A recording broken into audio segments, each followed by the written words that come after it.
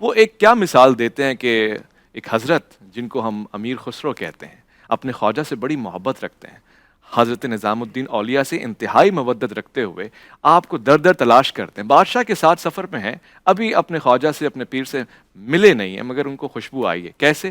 ایک شخص ہے جو غالباً سید ہے اور جناب نظام الدین اولیاء کی بارگاہ میں حاضر ہوا ہے اور کہتا ہے آپ سید السادات ہیں، کبھی آپ کی دہلیز سے کوئی خالی نہیں گیا، مجھے کچھ چاہیے، کچھ امداد، چند 100 روپے آج کے زمانے میں کہہ دوں۔ حضرت نے کہا بات یہ ہے کہ اب تک ہمارے پاس کچھ آیا نہیں ہے، بیٹھ جاؤ، نیاز آئے گی ہم تمہیں دے دیں گے۔ اس دن عجیب معاملہ یہ ہوا کہ کچھ بھی نہیں آیا، اگلے دن بھی کچھ نہیں آیا، اس طرح یہ 3 دن وہاں پہ رہا اور آخر میں حضرت نظام الدین اولیاء اپنی جوتیاں لے آئے اور کہا میرے پاس کچھ بھی نہیں ہے، مگر اس کی اگر کوئی قیمت ہو تو تم اسے بیچ کے رکھ لینا، یہ میری طرف سے ہے، ہم سادات کسی کو خالی نہیں بھیجا کرتے۔ یہ شخص بھی عجیب ایمان والا تھا، اس نے وہ چپلیں لیں اور چل دیا۔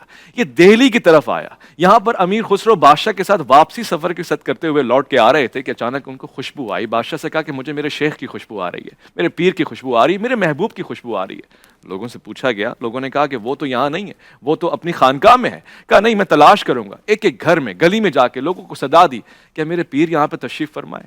معلوم یہ ہوا کہ اس سید زادے سے ملاقات ہوئی اور اس کو جا کے کہا تم یقیناً میرے پیر سے مل کر آئے ہو۔ کہا نہیں، یہ تو بات 3-4 دن پرانی ہے، مگر اس وقت میرے پاس ان کی صرف ایک یادداشت ہے، جو ان کی چپلیں ہیں، جو ان کی جوتیاں ہیں۔ حضرت امیر خسرو نے کہا کہ وہ جوتیاں مجھے دے دو۔ کہا مجھ سے یہ کہا گیا ہے کہ ان کو بیچ دینا، تو ان بھلا ٹوٹی ہوئی چپلوں کا کوئی کیا سودا کرے گا مجھ سے؟ کہا مجھ سے سودا لو، میرے پاس اس وقت 70,000، اس وقت کی آج وقت کی قیمت بتا رہا ہوں، 70,000 روپے ہیں، یہ لے لو۔ کہا 70,000، مجھے تو چند 100 چاہیے تھے۔ کہا بھائی اگر میرے پاس اور بھی کچھ ہوتا تو وہ بھی دے دیتا، اور چلو میرے ساتھ، میرے گھر چلو، جو خزانہ ہے وہ اس کے عوض لے لو۔ کہا کیا کمال ہے ان جوتیوں میں، تمہیں سمجھ میں نہیں آئے گا۔ وہ جوتیاں سر پہ رکھ کے اپنا امامہ بنا کے چلے اپنے مرشد کے پاس اور ان کو آ کے کہا کہ یہ آپ کی چپلیں واپسی آ گئی ہیں۔ حضرت نے پوچھا ان کے شیخ نے کیا قیمت ادا کی تم نے؟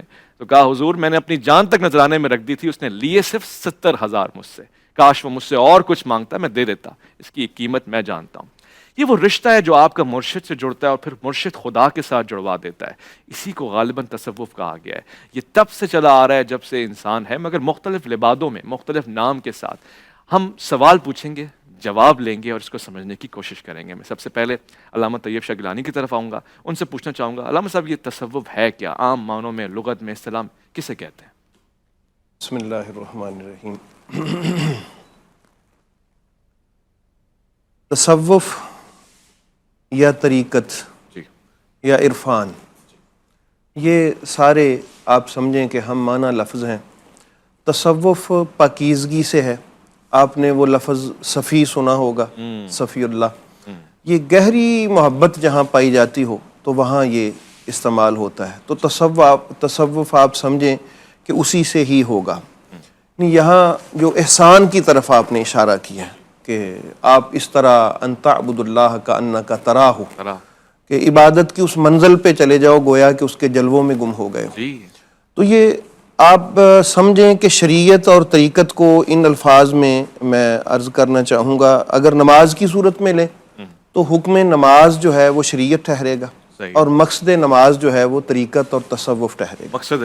مقصد نماز جو ہے، اور دوسرے طرح آپ سمجھیں کہ حقیقت کا بھی ایک لفظ آپ سنتے ہیں، شریعت، طریقت اور حقیقت۔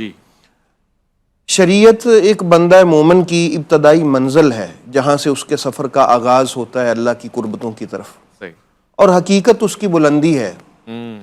اب یہاں منزلہ جو آغاز ہے اس کا بندہ مومن کا، جہاں سے اس نے حقیقت کی طرف سفر کر کے پہنچنا ہے، تو جو طاقت اس کو حقیقت کی طرف لے کے جائے گی اس کو طریقت کہتے ہیں، شریعت سے حقیقت کی طرف۔ اور پھر جب وہ حقیقت کی منزل پہ فائز ہوگا تو وہاں اس کو معرفت و عرفان کی دولت نصیب ہوگی۔ اور حقیقت کے بارے میں عرض کر دوں کہ اللہ تعالیٰ کی جو صفات ہیں ان صفات کو جاننا اور ان کے انوار و تجلیات میں چلے جانا، اللہ کی جو صفات ہیں اللہ رب العالمین کی، اور ان میں سے بھی جو صوفیہ ہیں انہوں نے کہا کہ 7 ایسی صفات ہیں، علم، ارادہ، قدرت، سمع، بصر، کلام اور حیات، یہ امہات صفات ہیں اللہ رب العالمین کی۔